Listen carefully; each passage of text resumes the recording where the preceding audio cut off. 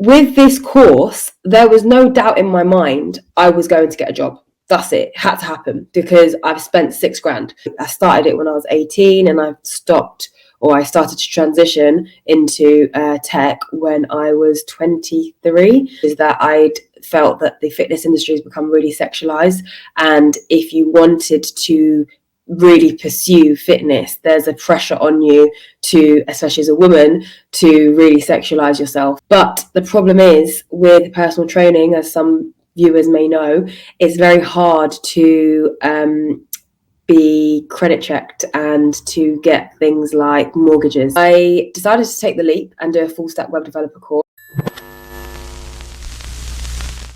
Hello everyone, welcome back to my YouTube channel. Thank you so much for stopping by. Today I have the wonderful Maya who'll be talking to us about her journey into tech from a non-technical background.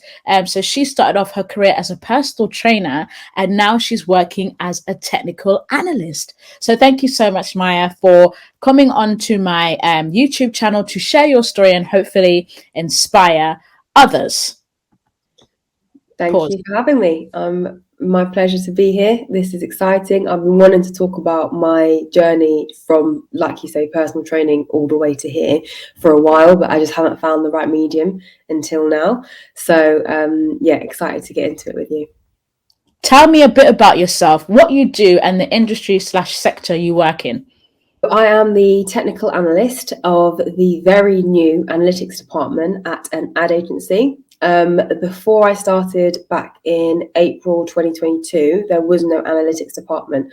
And for ads, there is actually a massive need for analytics because the whole purpose of like pushing an ad is to see if this is going to help towards a conversion that the client is interested in, and we need to be able to track if that's working and then be able to optimize towards it and lower loads of like these ad terms that I still don't really know, but like CPA and ROI and lower the ROAS, like all these different terms, like, but that isn't my job. My job is to implement the analytic solutions and to make sure that the clients are up to date with all of the analytic solutions that are going to be best for them for whatever they're tracking or whatever they're doing.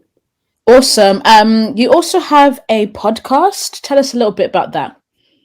I'm glad you asked. So yeah, I am the host of Maya's Minutes podcast. I had a podcast back in pre-COVID, so who even knows the year, but we were going at it for a while, me and two friends, and that came to an end. And this podcast that I have at the moment called Maya's Minutes has been what I was working towards the whole time, but just didn't know it.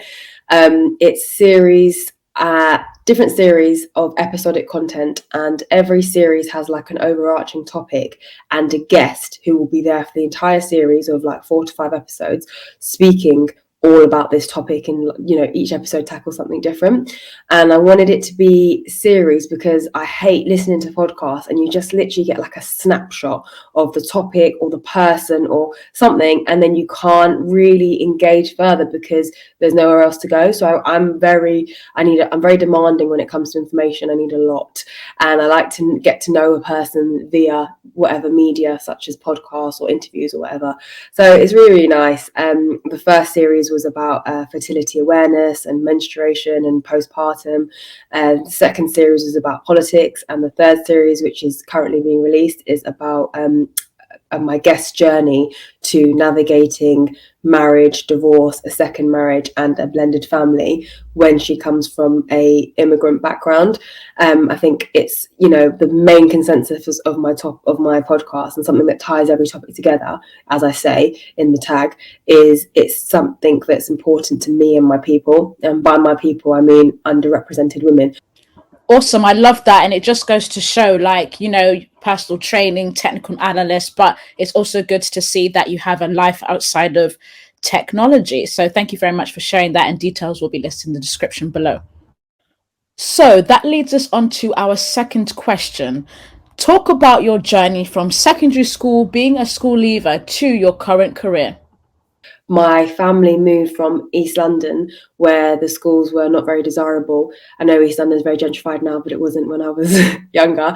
And now that my mum decided that she wanted me to go to a better school in a better area for safety reasons, she had this big thing about us being able to walk to and from school on our own, which at the time wasn't really possible in East London, especially as a woman. So we moved to North London, and I came to the school with a lot of expectations on my shoulders and a lot of pressure, because I'd essentially been the reason that we've uprooted as a family to move to an area where no one looks like us, and it's very cold and it's very sterile and it's just not very nice. So I had a lot of pressure in school, and I was very academic and I was a high achiever. However, I never wanted to go to uni. Never something that appealed to me. A lot of my friends were going so that they could explore like life outside of their parents' house, but I was given a lot of freedom growing up, so I didn't really need to seek it in uni. There was also the element of doing it because they had nothing else to do, and their parents were like, this is what you have to do, as is the case with most, immigrant backgrounds. Was definitely the case for me as well. I just decided to go against the grain, and it did have very dire consequences. My parents were furious, but I had to follow what I wanted to do. And personal training wasn't something where I wasn't in the gym all the time and like a gym girl before I started personal training. I worked as a lifeguard during my A levels, and I was in a very nice gym where I did lifeguarding, and and it was more from like a business perspective. I was just like, wow, I see these guys, they're in and out in about an hour or two. They seem like they're getting money, and it seems like an easy enough job, which was not accurate and definitely not the case. And I did grow to love personal training, and it was definitely something I put my heart and soul into. And as a result of that, I was very successful, and I managed to build a really good, solid client base, retain a lot of clients, and I was able to specialize in pre and postnatal, which then just made me even more, passionate about everything. So I train women throughout their pregnancy and thereafter. But the problem is with personal training, as some viewers may know, it's very hard to be credit checked and to get things like mortgages and to build up your finance. I was earning really well, but it was like cash in hand. And it is, even if it's not cash in hand, you're self-employed, like in terms of from the bank's perspective. So it's very hard to get a mortgage. So I was like, I need to do something. I know I need to do something. Also, the lifestyle of a personal trainer, you have to really love it, and you have to dedicate your life to it. It's a lot of effort, and it's non-stop. But I also didn't want to keep chasing, like, I was lucky I was in a position where I had, lots of clients, and social media really helped me to boost my client base, and I didn't have to worry in that sense. But it is that if you don't get a client, you don't eat, and it's a lot to be doing. And I started it when I was 18, and I started to transition into tech when I was 23. So I'd had like a good run of it, I would say 24 maybe even. But yeah, it was long enough for me to really know where I wanted to go. And there's another element as well, which is that I'd felt that the fitness industry has become really sexualized. And if you wanted to really pursue fitness, there's a pressure on you to, especially as a woman, to really sexualize yourself and create lots of video content where you're, basically shaking your bum at the camera. And I wasn't willing to do that. I was lucky that, for pre and postnatal, that wasn't as much an expectation on me. But, I think it just ran its course for me. I still really love fitness, and I'm very passionate about my own health and fitness. But in terms of training other people, I was done with it. So then it was timed perfectly, because then I started a full stack web developer course. So I learned how to code from top to bottom. I'm a completely non-technical person. I want to make that very, very clear. When just before this call, you and I were struggling to get onto this call, like something like that before me doing the course would have just floored me, and I'd just been like, yeah, should we just do it another day? Because I would just think there's no way I can solve this. I would say I was even a bit scared of technology. Like, it was, as most people are, if you're new to everything. So I decided to take the leap and do a full stack web developer course, purely because I had no idea what would be good for me to do, because I was coming from a completely non-technical background. So I could have just done, some own home learning on maybe like user experience or basic web dev, or maybe even just front end developer, stuff like that. But I had no idea where to start. So I took the leap, and I spent about £6,000 on my course, which I was lucky enough to have because of my career before. And it was perfectly timed because just as I started the course, COVID was here. So I was in my house 24/7, cracking away at this course, learning to code from top to bottom. And then I was seeing my clients virtually as well. So that was easier. And it all just started to work out in that sense. One more thing I forgot to mention as well, before I completely, decided to commit to the course, I did a free, I think it was just like an introduction to HTML course through Code First Girls, which was good. And that was held at the Twitter building. So that was nice. And I think that was my first introduction to the benefits or the potential life I could have if I got into tech. But I wasn't, that course was just the starter. Do you know what I mean? I didn't get anything off the back of that other than a bit of exposure. Whereas when I did the full stack developer course that I paid for, obviously that was completely different. And that's the key distinction I'd like to make to people. Yes, there's a lot of content every day. There's more content, as we both know, to get into tech. But it does require you to potentially be like a self-starter and a self-learner, and also you will not have that extra support. Like with my course or any course that you pay for, typically you get extra support, you get a mentor, you get someone you can ask questions to, you get other people in the course who are also going through it. If you do things at home on your own, you're more than capable to do that if you can, but you're just not going to get that extra support. Now, with what I know and the foundations I have now, I could easily go and do like, a Python refresher course, for example, or even learning UML, something like that I can do. But at the first, I knew I needed to pay money to actually get the benefits of the course, where I'm getting like literally, spoon-fed everything. So I completed the course, and I got my first role as a solutions manager, which is a made up title and basically code for I'd say maybe QA engineer. Basically somebody who would work very, very closely with the developers and the client. It was for another agency, this time retail tech, and I was looking at the front end or UI experience, user journey, and improving it based on the client's needs, but translating what they're asking for to devs who aren't always the easiest to work with. So I needed to harbour my social skills and my ability to get around people.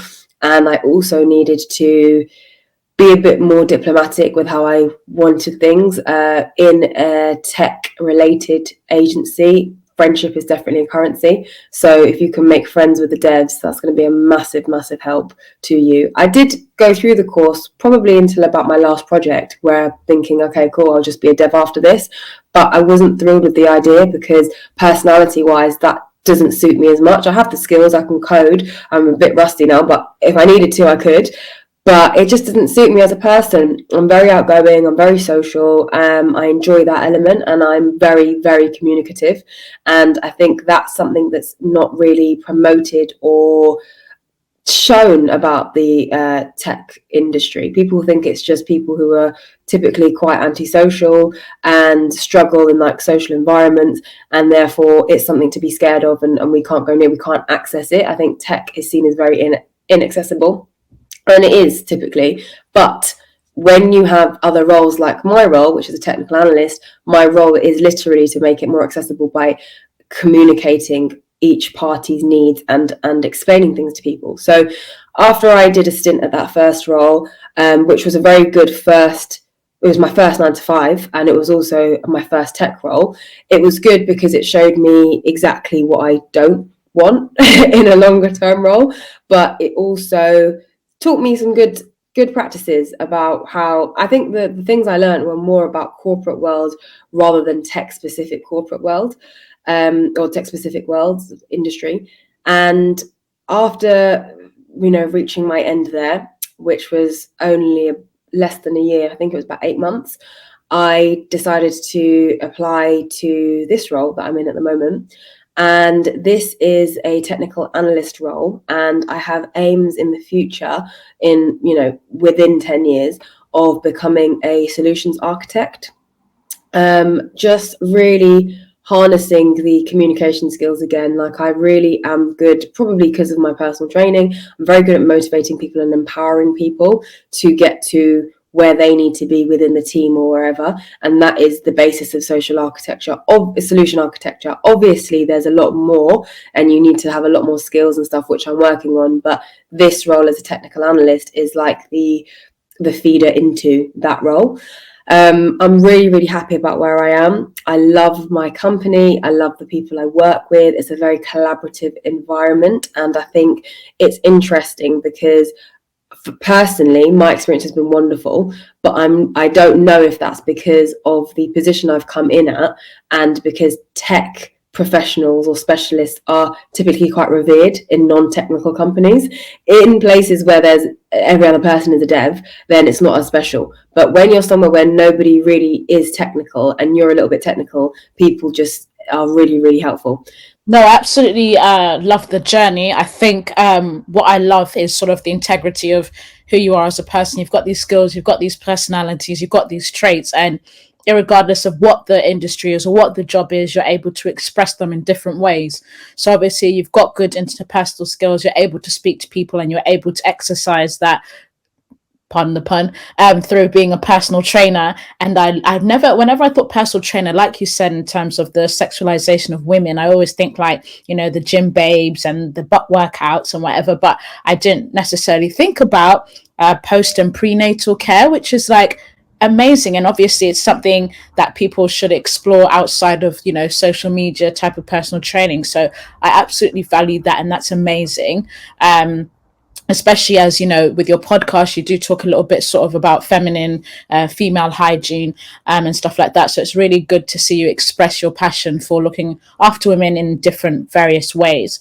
It's interesting, you sort of just took the risk with web development, and you decided to invest in the £6,000 course. And I'm an advocate of free resources, free learning, but I think it is important in your case to highlight that at the end of the day you were investing in yourself. When we go to university, I've come out with £66,000 debt, and you knew that, okay, I need to invest in myself. £6,000 compared to some people who are paying like £70,000-80,000 worth of student finance debt. You knew that you were investing in your education to propel your future forward.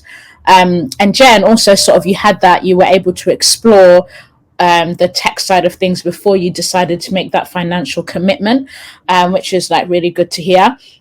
And yeah, I love how you went from being a QA to a technical analyst to a solutions architect. And I think the tech industry is changing in regards to, yes, technical skills is one point, but if you're not able to relay that or share that in a way that's understandable by business owners or stakeholders, then your technical skill set isn't really much to use. And being able to understand the technology, but understand business needs as well, is, I think, a super powerful and important tool. I have a quick question. Obviously, there's millions and thousands of courses out there, free and not free. What made you decide to do the course that you did, knowing that you were going to pay £6,000? Why that one? Brilliant question. And I really appreciate all your kind words as well. That's really sweet. Because of the support. Like I said, absolute beginner. I didn't know anything. I knew there's going to be times where I'm going to be up screaming and crying because I've got no idea what this laptop is saying to me anymore. And it did get to that point where I was, when you start dreaming about code, that's where I was at. Also, there was the element of people doing it around you. Like I said, I'm very communicative. That's how I learn. I don't necessarily learn from sitting in, just like in school, like you don't really learn from sitting in the classroom. You learn from doing it, and you learn from speaking it. I learn from speaking something through. If I ever want to get something in my head, I tell someone about it. Like when I first started, I was telling my boyfriend all about GA4 and how to implement tags and triggers on Google Tag Manager and the data layer. Obviously it's going straight over his head, but for me it's helping me understand it and me challenge things in my head. So that was why I was like, yeah, this course, I'm on it. And also probably just like a sales element, the girl on the phone did a really good job converting me. And again, you got to remember the perceptions I'm entering with is that it's really scary and tech is going to be really unachievable for me. I know loads of people are doing it and they love women in tech, but what does that really mean? All of that. And she managed to dispel all of those fears by just being on the phone to me, being very personable, very kind, and just taking her time. So I think, like you said, although you can have all the skills, and I come across devs every day, they're so smart, they can do everything, but try and have a conversation and they struggle. And that is a massive skill that I think is growing in, or the need for is growing in the tech world. And therefore, if you are a person who does have those skills, that should be a really big pull for you. So what are the difficulties and challenges of getting into tech? With this course, there was no doubt in my mind I was going to get a job. That's it. It had to happen because I've spent £6,000. That's the first thing. However, there was 2 weeks, which I know sounds pitifully nothing, but there was 2 weeks where I was like every day waking up, perfecting a CV, sending one out, making it better, doing a cover letter, calling everybody I knew, hitting up the Coding Black Females group chat most days, having coffees with people. All of this I was doing. And it was the most soul destroying time of my life, professionally, not personally, but work-wise, because I just felt so helpless. I felt like I'm not going to get anywhere. I can't do this. Imposter syndrome was creeping in like a forest. It was like this all over my head. I just was like, oh my gosh, I can't do this. I'm not going to be able to do this. So I think the biggest difficulty for me navigating getting into tech was imposter syndrome. Awesome. So what I gathered from that was before you entered within the space, it was sort of that I've just invested £6,000 in this course. I need my return on investment, basically, to ensure that it's been worthwhile. And like you said, I guess the process of applying for jobs, again, is, can be soul destroying, like you said. And we've got to remember that at the end of the day that, it's not just, even in your case, even at uni, you come out with 60k debt or anything else, there's going to be a period or a time where you may not necessarily get what you want. And I think as well, in the previous questions, you talked about doing things to find out what you do or don't like. So I think that can be one of the challenges in terms of people are like, oh, what career should I get into tech? And it's because tech is a broad term. Like, it's like if you said, I want to get into medicine, you have heart surgeons, you have brain surgeons. And I think when it comes to tech, people don't have that same level of grace in terms of the umbrellas that are underneath it. And I think you took the risk in terms of you took the opportunity, it was there. That opportunity meant that you were able to realize what you like and what you don't like. And I think that can be the challenge of people who are just starting out, because it's like, where do I begin? But in your case, you just took the opportunity, and then from there, you were able to level up. Okay, so that brings us on to our last question. The last question is, what is your advice for people looking to get into tech? And then for those of us who are already working within the space, what advice would you give them to further enhance their career? So getting into tech, I would say the first thing is speak to everybody you know who was even remotely in the industry. I did that, and I was able to validate whether going into or investing in the course was going to be any use to me. I was able to get a bit of background on, things that I should and should not expect / tolerate or be a part of. It just helps you so much. So do not be afraid to reach out is number one rule. And I put that on life, not even just in tech, but in general, specifically in tech.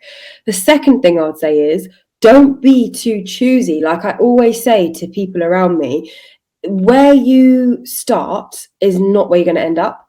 So I did the course and everyone was like, oh my God, why? You're so, personality wise, you don't fit this. And also lifestyle wise, it just doesn't seem you. You're not a typically techie person, or any of those things.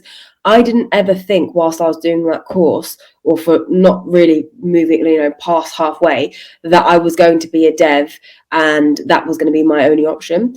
I knew that eventually this course will lead me to the end where I'll do this. I even thought potentially I would end up working in a tech company as potentially just, on the board members as a diversity and inclusion specialist. For example, I didn't know I'd have any involvement in tech. You just don't know where it's going to lead you. So try not to be so attached to the first thing you do, because yes, I typically, when I first started my first role, I wasn't making a return. Yes, I made a return on my investment in that, within the first 6 months I've paid off because of the salary that I've got now. But I wasn't being a dev. To do that role, I didn't need to have gone and done the course I did. It helped, but it wasn't a necessity. The role I'm in now, it's very, very helpful that I've done the course. And I would say probably for this role, I did need to have done the course for the experience and all the rest of it. But if you'd have said to me after I'd finished the course, this would be my role, I wouldn't have believed you, because there's just such a disconnect. So I just think leaping and not thinking as much when you leap is the best option, especially if you don't have to be that responsible. Like, I don't have any kids or anything depending on me. So now is the time for me to leap. And if I make a mistake, I make a mistake. Who cares? I'm in a very well supported and well paid industry. I can afford to make some mistakes if I want. And that's, again, what I want to advocate for women. The next thing is, I've got a lot for these, don't be so concerned. I think when it gets to tech, it's difficult because there's a big narrative pushed on people to love what you do. And that needs to be, everything you do needs to be done with heart and all that kind of stuff. I was passionate about the benefits of working in tech. That's it. I wouldn't have a deep desire to code every day, or to sit there explaining how I would do a conversions API implementation. This isn't a deep desire for me. I enjoy it and I make the best of it because of my proactive attitude and stuff like that, but it's not, so I don't think that needs to be it. That probably comes along with just the whole not thinking as much and leaping. It doesn't need to be a deciding factor for you. You need to just get your foot in the door to anything, and from there things will come. And then if you're talking about movements in tech in terms of roles aren't always vertical. Sometimes they're horizontal. So you could be going across, and across might be a different role, different experience, different money. It could be so many things. But again, the narrative that you need to be going up a level, a promotion, or this or that to be able to be moving is not true. And another thing I would say as well, whatever role you're in, no matter where it is, make friends, because you never know when that person leaves if they could give you a bring in for the next company, or in general, anywhere in tech. I think, again, friendship is currency. So make friends with people and make sure you communicate and make sure you have a slight vision. Like, I have no doubt that my aim to get into solutions architecture may change. And that's okay. And the fact that I've done this role based on the fact that I want to eventually get into solutions architecture is not going to be something I'm like, oh, why did I do that? That was a waste, because it's been great in the meantime. And now I'm here. I really, really enjoy it. And actually, I'm thinking, oh, the thought of leaving, even in about 2 years, is a bit deflating. I really love it here. And what could I achieve here? So you're constantly evolving and you're constantly changing, and that's good. Yeah, just to add on into what you said in regards to being able to chat to people to find out a little bit more about their roles, because even in the conversations that we've had, we've sort of discussed our experiences working with a particular group of tech specialists and how that may differ. And, having these conversations enables you to be like, oh, okay, I never thought about this. I didn't realize I could have this experience, etc., etc. So I really like that idea in terms of networking, because like you said, your next opportunity might be through word of mouth rather than through like applying online. And oftentimes, like, people will tell people within their network first that there is an opportunity before they go ahead and share that with the World Wide Web. So I really like that. I also love that idea of, this isn't just necessarily the tech industry in general, but just social media and sort of the generation we live in terms of the thing that you're doing now has to be the thing that you're most passionate about. Obviously, you have to have some level of interest in it. There are some things that you might have to hate, but I love how you said what you're starting to do, what you do now does not necessarily mean it's going to be the next thing you do. What you do now is the stepping stone towards doing the thing that you actually want to do. And I think people need to realize that there's a lot of work that goes into doing what you actually want to do. And it's a journey, it's a process, and you might not necessarily start off by doing what you want to do. The only way you can start doing what you want to do is through doing the things that you don't want to do, because that helps to confirm what you do want to do. So I do really like that. And it's good to have that positive mindset in terms of, I'm not where I want to be now, but I know in due time I'm making the right decisions, the right steps in order to do so. And yeah, it's just really exciting in terms of sort of the tech advice that you've given. So thank you very much for that.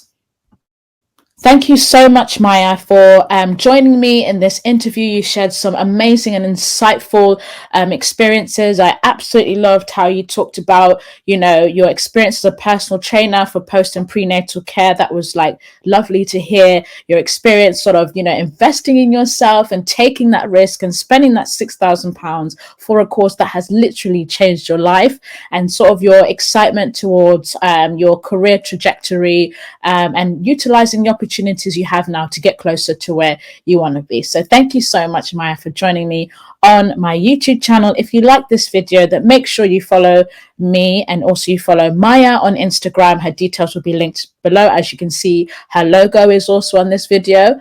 So yeah, make sure you like, subscribe, share, and comment, and I'll be back with another video. Bye.